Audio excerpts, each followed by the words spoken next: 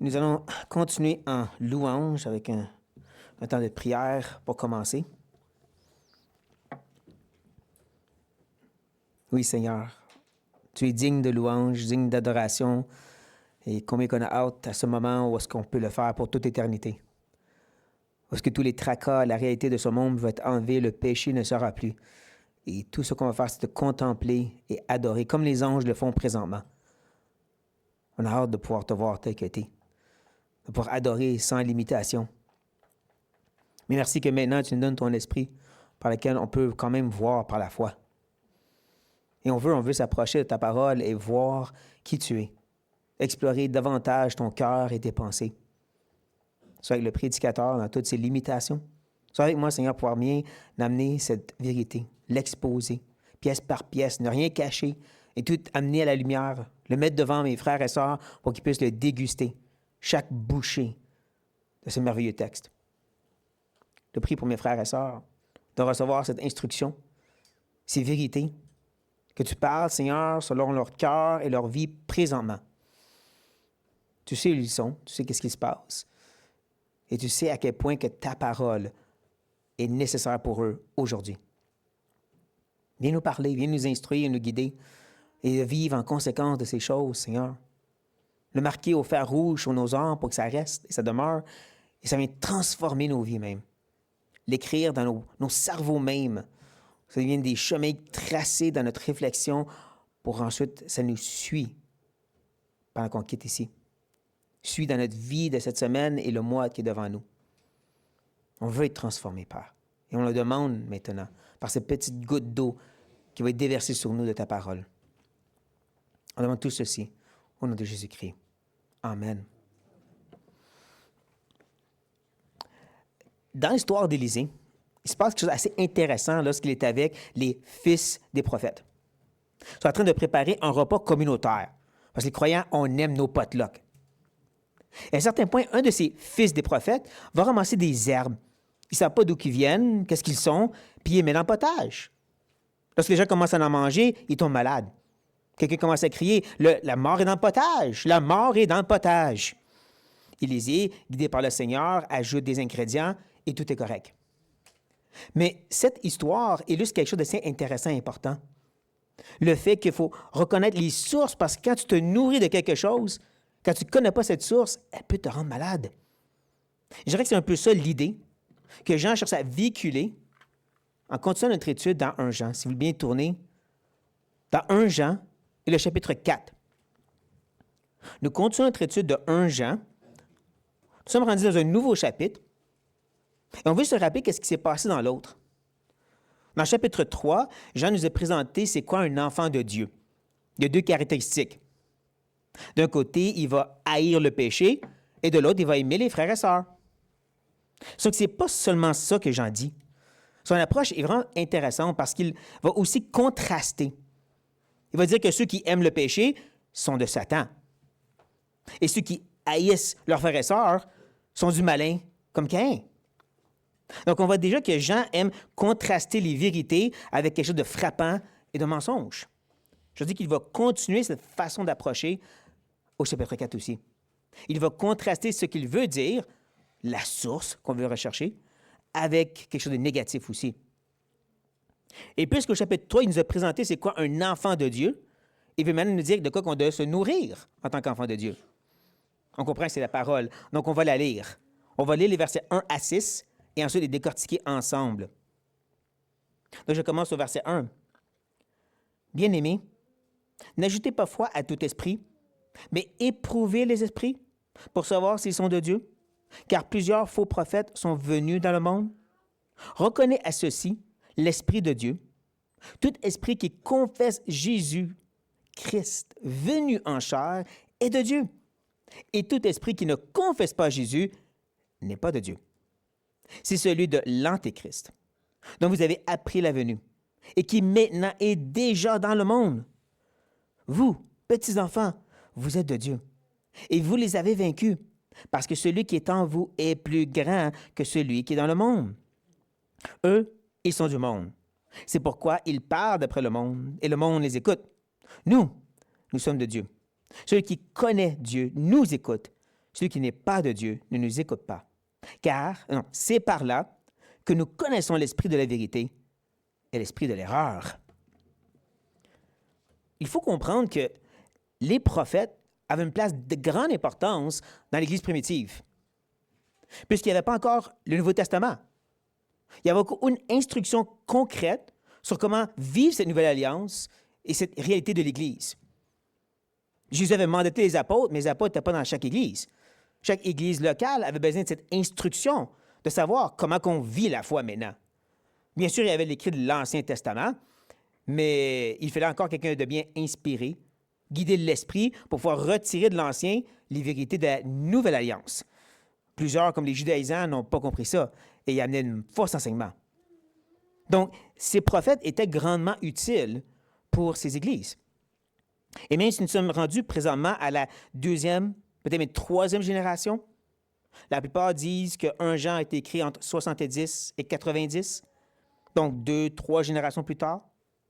N'empêche, on n'a pas encore un canon complet, encore moins une confession de foi qui explique la saine doctrine pièce par pièce. Donc, on a quand même besoin de ces hommes, on est plus prompt à les écouter parce qu'il nous faut cette instruction. N'empêche qu'il y avait quand même un certain, je pourrais dire, noyau de vérité, à quel Jean fait référence ici. Un noyau sur lequel il peut se baser pour dire, c'est-tu un prophète de Dieu ou non?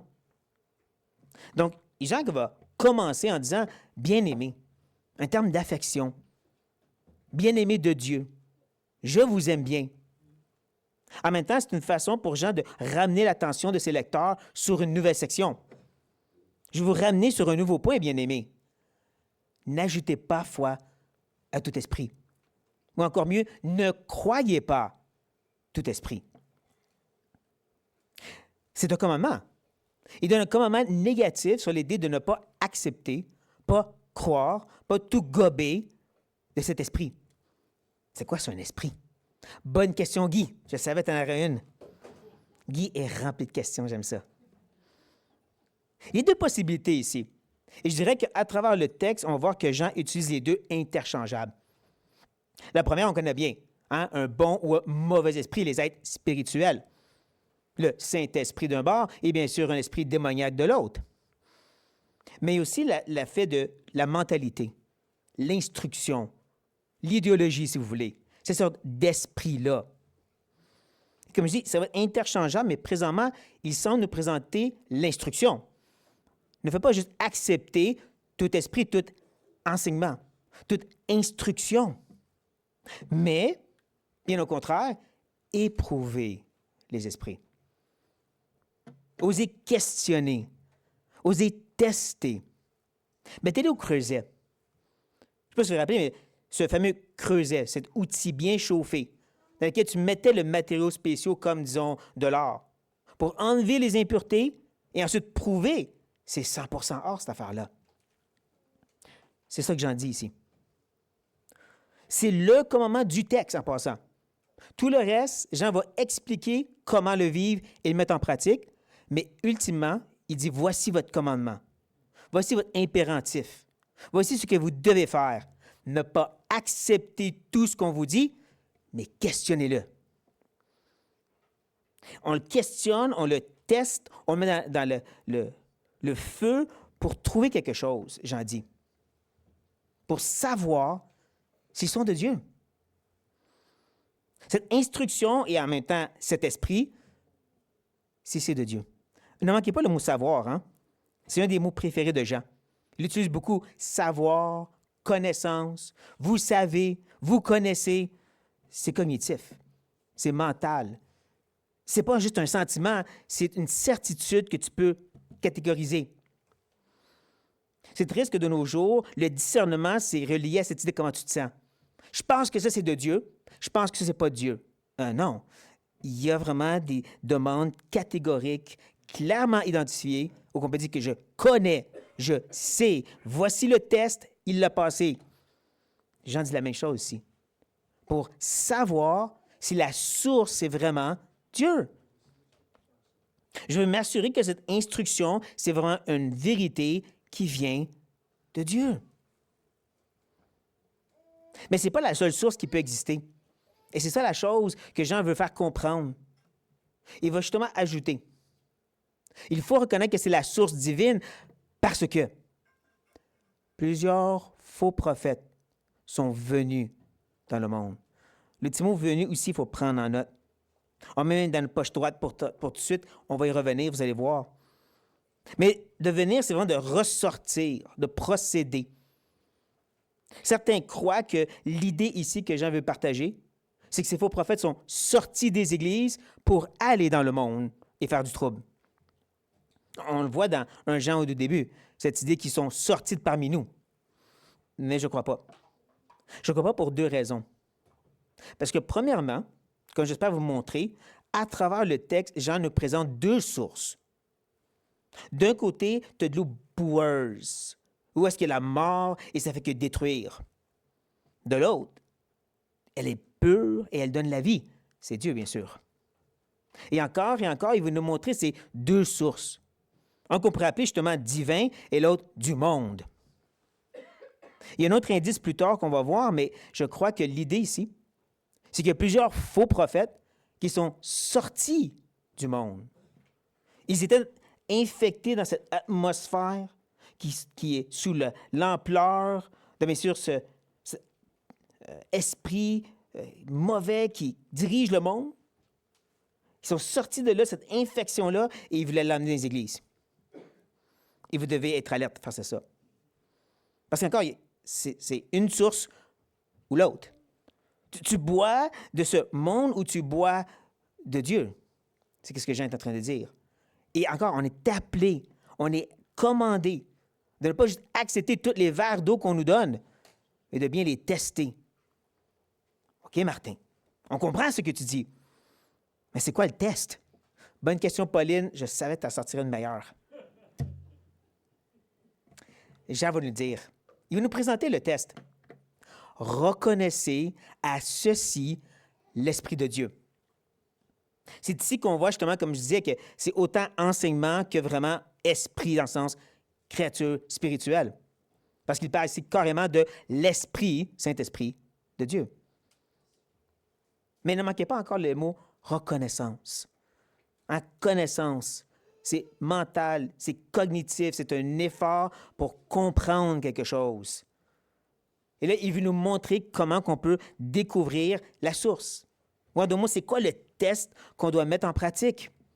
Comment reconnaître si c'est vraiment l'Esprit de Dieu? Voici le test. Mais avant de gorger.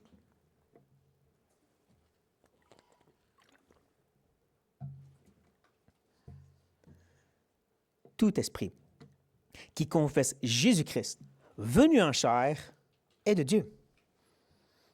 C'est tout un test. C'est une machine vraiment sophistiquée.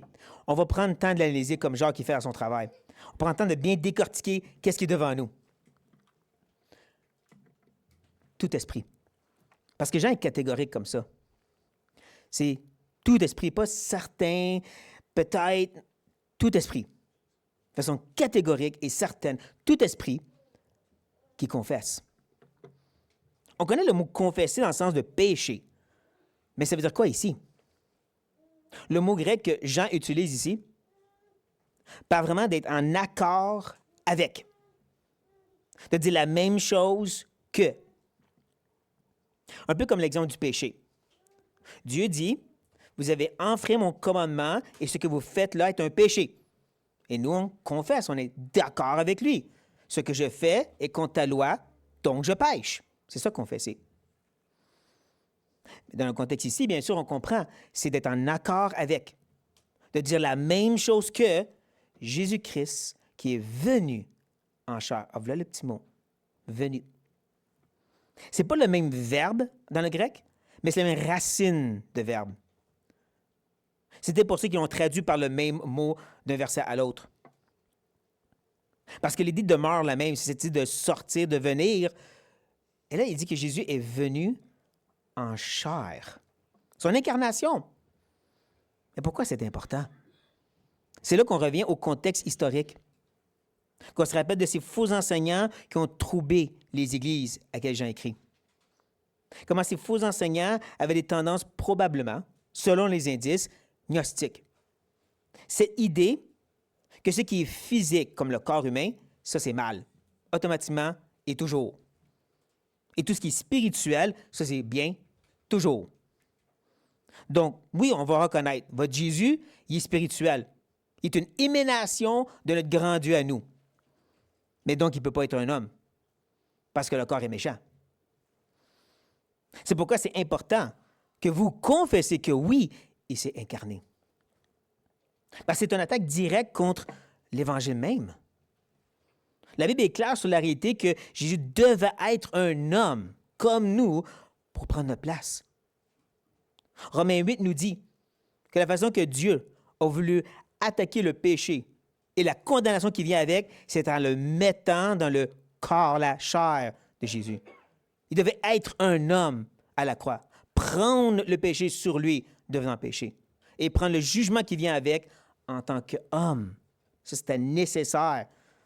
Donc, de ne pas confesser cette incarnation physique, c'est de nier l'Évangile en soi. Prenez note de ça parce que je crois que Jean dit plus que juste ce qu'on voit ici. En parlant de cette confession de Jésus venu en chair, il s'attaque au problème directement devant lui. Mais ce n'est pas juste confesser Jésus incarné.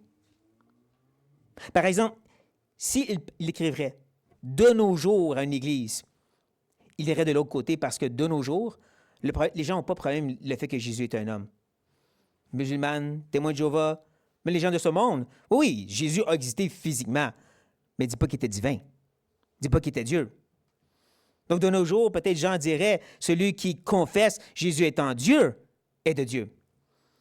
Comme je dis, je crois que Jean adresse la circonstance présente, mais, comme j'ai mentionné, c'est une attaque contre l'Évangile. Vous allez comprendre pourquoi je dis ceci. On met la poche gauche pour maintenant. Parce que ce que Jean va faire mais à ce point-ci, c'est maintenant nous présenter l'autre source. Parce qu'il le dit ici, hein? Tout esprit qui confesse Jésus, Christ venu en chair, est de Dieu. Ça, c'est la source. Tu as fait le test, et le test est en forme de croix. Tu as fait le test, et il est centré sur la personne et l'œuvre de Christ. Qu'est-ce qu'il dit sur lui? Et ça te montre s'il est de Dieu. Mais il y avait l'autre source, si vous vous rappelez, hein? Les faux prophètes. Et c'est pour ça qu'il dit, encore, tout esprit, pas certain, peut-être, je ne vais pas juger, tout esprit qui ne confesse pas Jésus n'est pas de Dieu. Manquez pas comment il semble vraiment reprendre la même idée de l'autre verset, mais en négation. Confesse, ne confesse pas. De Dieu n'est pas de Dieu. Sauf qu'il y a un petit changement. Oui, Pauline, tu as raison, c'est ça. Il y a en ville l'expression « venu en chair ». Pourtant, Jean, quand il répète vraiment mot pour mot, sauf quand il veut amener un autre point. On l'a vu à travers notre étude.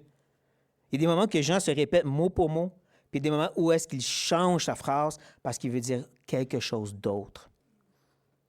En ajoutant cette idée que c'est une confession rejetée de Jésus, point, ou ne confesse pas Jésus, il semble nous montrer que ce n'est pas juste le confesser en chair, c'est confesser la réalité de qui est Jésus et qu'est-ce qu'il est venu faire.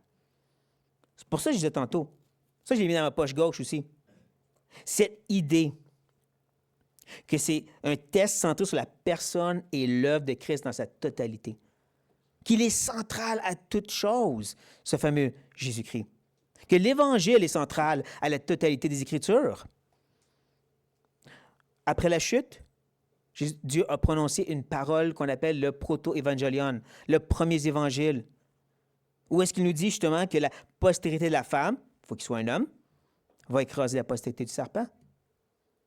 Et de ce point, on voit des types et des images qui pointent vers Jésus. Noé et son arche, où est-ce qu'à l'intérieur, tu vas être sauvé du jugement de Dieu, comme quand tu es en Christ, tu es sauvé du jugement de Dieu.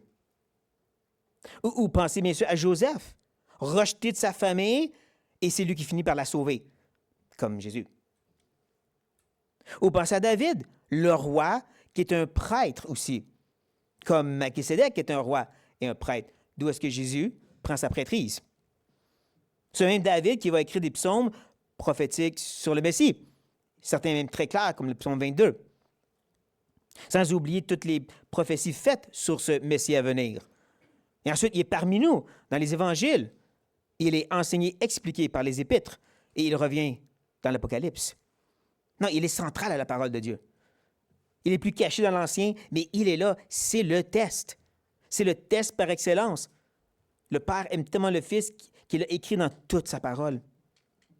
Donc, si ce n'est pas ce qu'on confesse, eh bien, c'est celui de l'Antichrist ou l'Antéchrist du vieux français. Mais encore, Jean est tellement catégorique. Si tu n'es pas en train de professer et confesser la réalité de la personne et l'œuvre de Jésus, automatiquement, tu confesses quelque chose qui est contre Christ. Et c'est drôle parce que Jésus parle comme ça lui aussi. Il a averti maintes et maintes fois les foules devant lui qu'il va amener une épée de division dans la famille. Ceux qui sont avec lui et ceux qui ne sont pas avec lui. Que si tu n'es pas pour Christ, tu vas être automatiquement contre lui, même si tu te dis neutre. Jésus aussi était catégorique comme Jean. Tu as cette réalité que tu entres pour Christ ou tu es contre lui. Et pour nous aider à bien comprendre cette eau boueuse et tout son danger, il va prendre le temps de l'analyser un petit peu. Il va falloir nous promener sur le courant d'eau puis nous montrer deux facettes de cette eau destructrice, de cette source de l'Antichrist. Il va dire, premièrement, dont vous avez appris la venue. Encore une fois, cette idée de venir. Jésus est venu en chair et lui va venir, parce qu'il est dans le futur, le terme ici. Jésus est venu le premier et ensuite l'autre qui vient l'imiter. Mais ne manquez pas aussi appris. Vous l'avez appris, vous avez réfléchi mentalement pour comprendre ce que je vous dis ici. Vous l'avez appris. Instruction, cognitif. Vous avez appris qu'il y avait une venue ultime, cet antichrist. Drôlement, Jean ne va pas rester là. Des fois, on a tendance à rester là, mais lui, il ajoute « et qui, maintenant, est déjà dans le monde. » Encore cette source qui est le monde. Cette source qui est sous le contrôle du prince des puissances de l'air. Ce Dieu de ce siècle. Jean va répéter 3 simples mots pour mettre l'accent sur le présent. Maintenant. Et, qui est au présent, déjà. C'est déjà là. Cette attitude, cette mentalité qui est contre Christ est déjà parmi eux, donc c'est sûr parmi nous. Ou est-ce que nous, on veut trop rapidement chercher ce gros monstre d'Antichrist? Essayer de trouver qu'est-ce qu'il va faire. C'est lui là-bas. Non, c'est lui. Jean dit, attendez, il est déjà là. Arrêtez de chercher une grosse bête cornue, c'est déjà parmi vous. À la place de vous concentrer sur quelque chose de horrible, un lac de feu là-bas, n'oubliez pas qu'il y a une eau boueuse juste là. Faites attention pour en boire. C'est un excellent rappel pour nous que c'est déjà la réalité. Pas pour rien que Jean nous a dit, n'aimez pas le monde, ni les choses qui sont dans le monde. Drôlement, quand il dit ça, ce n'est pas la télévision ou le divertissement, parce qu'il explique, c'est la mentalité. C'est l'idéologie, comme on est en train de voir. Hein, le désir de la chair, le désir des yeux et l'orgueil de la vie. Toutes ces choses qui sont enseignées, partagées dans le monde. C'est ça, la réalité qui est présente déjà. Depuis la chute, depuis que le péché a infecté ce monde, il bouillonne de mal et de destruction. Il est anti-Dieu et anti-Christ dès le début, et c'est déjà là. C'est ça que Jean veut faire comprendre. Et c'est maintenant que Jean va reprendre un peu le dessus, reprendre l'attention des gens puis dire, vous, petits enfants, un autre terme d'affection, un autre effort pour avoir leur attention sur où est-ce qu'il veut les apporter. Je viens vous présenter 2 réalités. Tu as la source qui est divine et tu as la source qui est démoniaque. Et cette source-là, elle est répandue partout déjà. C'est pas plus tard que ça va venir, c'est là. C'est maintenant la réalité. C'est un peu épeurant en pensant à ça. Mais on n'est pas appelé à vivre en crainte. C'est pour ça que Jean va ajouter, vous êtes de Dieu. Vous êtes dans sa main. Ne peut vous ravir. À ce point, Jean va rassurer ses petits-enfants, ses lecteurs devant lui, nous aussi, pour dire, hey, vous êtes de Dieu. Oui, il y a l'Antichrist déjà à l'œuvre, vous êtes de Dieu. Plus que ça. Et vous les avez vaincus. Vous les, c'est faux prophètes. Vous les, c'est antichrists. Vous les avez vaincus. C'est une idée que Jean a déjà mentionnée en passant. Il leur a dit, « Je vous écris, Père, parce que vous avez connu celui qui est dès le commencement. Je vous écris, jeunes gens, parce que vous avez vaincu le monde, le malin. Je vous ai écrit, petits enfants, parce que vous avez connu le Père. » Et là, il explique comment ils ont vaincu le malin. Je vous écris, Père, parce que vous avez connu celui qui est dès le commencement. Je vous ai écrit, jeunes gens, parce que vous êtes forts et que la parole de Dieu demeure en vous et que vous avez vaincu le malin. C'est parce que Dieu est en vous que vous avez vaincu le malin. C'est parce que Dieu est pour vous que vous avez vaincu le malin. Et encore une fois, le temps de verbe est au passé. Ce n'est pas quelque chose à faire. Faut que tu jeûnes, faut que tu pries, faut que tu fasses. Non, c'est fait. Comme Jean aussi. Dans notre texte présentement, il fait la même chose en disant que c'est déjà le cas et voici la raison. Parce que celui qui est en vous est plus grand que celui qui est dans le monde. Quelle parole de réconfort qu'on aime partager dans le monde chrétien et qu'on ne s'arrête pas pour vraiment méditer dessus. Parce qu'on va dire, oui, celui qui est en nous est plus fort que celui qui est dans le monde, mais il faut faire ça, ça, ça, ça, ça. Non, stop. Vous avez vaincu le monde. Vous êtes déjà à Dieu. Et celui qui est en vous est plus fort que celui qui est dans le monde. C'est déjà réglé par lui. Ou par lui, je devrais dire. Petits enfants, ne vous inquiétez pas. Petits enfants, c'est déjà réglé. Celui qui est en vous est plus fort que celui qui est dans le monde. Il est plus grand que lui. Donc oui, l'Antichrist est à l'œuvre présentement, mais ne vous inquiétez pas, vous êtes à lui. Quelle belle parole de réconfort qu'il leur donne. Et ne manquez pas ici la répétition. Vous, petits enfants, vous êtes de Dieu. Et vous les avez vaincus, et celui qui est en vous est plus grand. C'est vraiment au lecteur qui parle. C'est vraiment à nous ce matin qui parle. C'est à vous que Jean s'adresse aujourd'hui, que Dieu s'adresse aujourd'hui. C'est vous qui êtes à Dieu. C'est vous qui avez vaincu le monde. C'est en vous que Dieu habite, celui qui est plus grand que celui qui est dans le monde. Mais il y a aussi eux autres. Eux, ces faux prophètes, ces esprits d'antichrist, ils sont du monde. Voici pourquoi tantôt, au verset 1, je crois que ces faux prophètes étaient sortis du monde, parce que c'est ça que Jean dit ici. C'est là qu'ils viennent. Ils ont baigné dans cette atmosphère polluée, ils ont été infectés de ce virus antichrist et ils veulent maintenant le propager. Ils sont du monde. C'est pourquoi ils parlent d'après le monde. Leur message est teinté et affecté par la mentalité de ce monde corrompu, parce que c'est de là qu'il vient. C'est de leur source. Leur enseignement ressemble à ce que le monde dit. Et le monde les écoute. On va prendre note du mot « écoute ». La page droite est vide, donc je vais maintenant mettre le mot « écoute ». Mais premièrement, prenez note de comment il l'exprime. Hein? Le monde les écoute. Je crois qu'il y a une subtilité ici de la part de Jean pour dire « et seulement le monde va les écouter ». Ou encore mieux, « donc vous ne les écoutez pas ». C'est vraiment ça l'idée ici. Ils parlent selon le monde, d'après leur mentalité, et c'est seulement ceux du monde qui vont écouter ça. Mais avant de dire oui, bien sûr, amen, à quel point que notre Église moderne est infectée de la mentalité et façon de penser de ce monde. Comment on gère notre temps, notre argent, nos temps libres. Le démon, n'est-ce pas? Pourtant, Jean dit, c'est le monde qui écoute ça.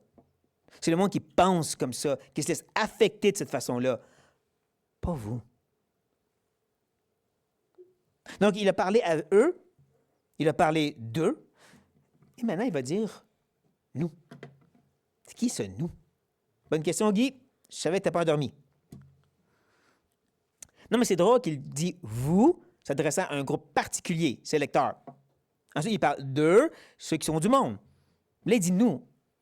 Ça semble être un autre groupe, pas les lecteurs. Et pourtant, on l'a vu au début du livre. Jean commençait en disant comment nous, moi et les gens avec moi, on a connu la réalité de Christ. Et il invitait les églises qui se détournaient un peu de revenir aussi. Hein. Il dit, vous, venez aussi avec nous croire ça.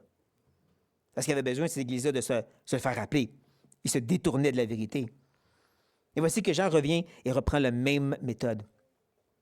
Nous, les enseignants, nous, ceux qui croient à la vérité, nous sommes de Dieu.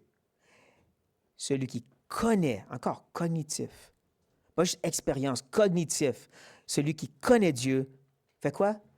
Nous écoute. Ouais, je retourne à ma poche droite encore une fois. Il y a vraiment cette idée, tu écoutes le monde ou tu écoutes nous, les enseignements que Jean donne, les enseignements qui sont de Dieu. Justement, il va ajouter, celui qui n'est pas de Dieu ne nous écoute pas. C'est vraiment la marque de démarcation catégorique à Jean et aussi à la parole de Dieu. Tu écoutes le monde ou tu écoutes Dieu parce que le message n'est pas pareil. L'appel que Dieu nous donne, que Christ nous a donné en tant que disciple, hein, prends ta croix et suis-moi, sois prêt à mourir à toi-même. Le monde dit non, pense à toi. Faut pas que tu meurs. Faut que tu fasses des choses. La grosse différence entre ce que le monde dit et ce que Dieu dit. Entre tu écoutes Dieu ou tu ne l'écoutes pas. Entre tu le connais ou tu ne le connais pas. Et c'est là qu'il va dire, c'est par là. Une expression qu'on a vue au chapitre 3. Une expression qui dit, selon tout ce que je viens de vous enseigner, tout ce que je viens d'exposer et appeler à vous, selon ça, voici comment vous devez l'appliquer. C'est par là que nous connaissons, encore une fois ce mot, nous connaissons l'esprit de la vérité et l'esprit de l'erreur. Et c'est là qu'on peut encore prendre les deux façons de comprendre le mot esprit et l'appliquer. C'est par cette méthode qu'on va pouvoir reconnaître l'enseignement de vérité et l'enseignement de l'erreur. En même temps, aussi reconnaître celle qui est divine et celle qui est démoniaque. Celle qui est du Dieu de vérité ou le père du mensonge. C'est ici qu'on voit à quel point que la première section, versets 1 à 3, et la deuxième section, 4 à 6, se complètent. Parce que Jean a commencé avec ce commandement, ce double commandement qui est très tranchant. N'acceptez pas tout, mais questionnez-les pour trouver la source. Et ensuite, il a expliqué, élaboré, mis le test devant nous, puis il a dit ultimement, vous allez pouvoir découvrir quelle est la source, la vérité ou l'erreur. Mais c'est ça l'appel du texte. C'est ça le commandement que Dieu met devant nous par ce passage. Et soyons honnêtes pour dire, c'était pas notre préféré. C'est pas un commandement qu'on aime entendre. Dis-moi qu'il faut plus prier. Ouais, oui, c'est vrai, il faut plus prier. Ah ben moi, être plus reconnaissant et pas trop chialer. C'est vrai, c'est important ça. Dis-moi qu'il faut évangéliser.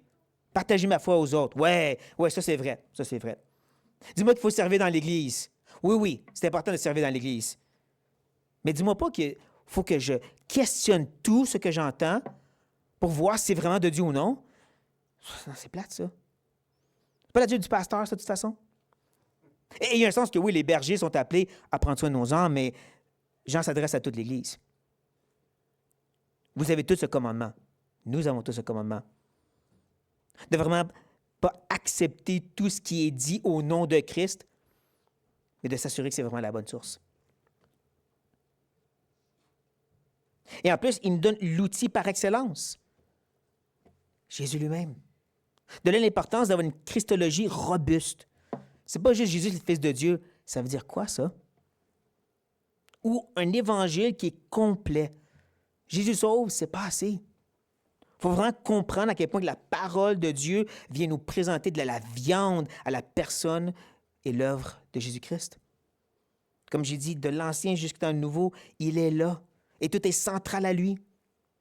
Et donc, c'est le test par excellence qu'on est appelé à appliquer. Et il y a des situations que c'est facile. Il y a des choses que le monde dit, on reconnaît qu'il faut le rejeter. Des autres religions aussi. Mais quand ça prend le titre de chrétien, là aussi, il y a certains qui sont dans les franges, sont plus exagérés, comme par les libéraux qui ont dit, oh, ça, là, c'est correct, je rejette ça. Mais quand ça prend le titre évangélique, pourtant, on est appelé au même commandement, d'être prêt à questionner pour s'assurer que c'est vraiment de Dieu. Quand tu réalises que même nos débats sur les grands sujets bibliques comme l'eschatologie restent centrales sur Christ quand même, tu peux voir différemment la fin des temps. Mais ça va rester le fait que c'est Jésus qui va revenir en jugement et on va être avec lui pour toujours. Ça reste sur ça. Mais quand tu déroges de ça, es-tu en train de parler de la fin des temps bibliquement? C'est-tu vraiment de Dieu? Qu'est-ce que tu dis? Même chose pour l'ecclésiologie, le fonctionnement de l'Église. Hein, il y a un fonctionnement luthérien, presbytérien, baptiste réformé. Mais à la fin de la journée, c'est un effort pour honorer Christ, pour vraiment l'élever, élever la croix et l'Évangile. Mais quand on met ça de côté, quand on veut chercher à plaire au monde en étant comme le monde, puis que l'idée de parler de péché, il parlait de Jésus, parlait de la croix, non, c'est-tu toujours de Dieu? Même si tu prends le nom de Christ? De là, justement, comme je dis, l'importance, on est appelé, on est commandé à vraiment, non accepter toutes les choses qui sont dites au nom de Christ, mais vraiment s'assurer que cette source, elle est divine. Que Dieu nous aide à mettre en pratique ce commandement autant que les autres. Prions. Ô Père, nous reconnaissons que tu es digne d'être honoré, que ton Fils devrait être adoré. Et nous savons que nous vivons dans un monde où que tout est mélangeant. Nous avons besoin de ta grâce et ton aide, Père, pour ça. Nous avons tellement d'enseignements chrétiens, entre guillemets, qui saturent le monde. De l'écrit aux réseaux sociaux, c'est partout le nom de Jésus. Aide-nous à discerner, Seigneur. Aide-nous à mettre l'effort nécessaire pour prendre cet outil par excellence, la croix de Christ, puis le mesurer à tout ce qui est dit au nom de Christ. Aide-nous, Seigneur, à avoir un discernement aigu pour ne pas justement s'infecter par la source de ce monde. De reconnaître que ce n'est pas juste d'être différent, c'est vraiment la source démoniaque, diabolique et destructeur de nos âmes. Donne-nous, Seigneur, de mener ce bon combat comme on veut partager la foi aux autres, comme on veut prier sans cesse. Donne-nous aussi de ne pas accepter tout esprit, mais de les éprouver. Ô Éternel, aide-nous, on te prie, au nom de Jésus-Christ. Amen.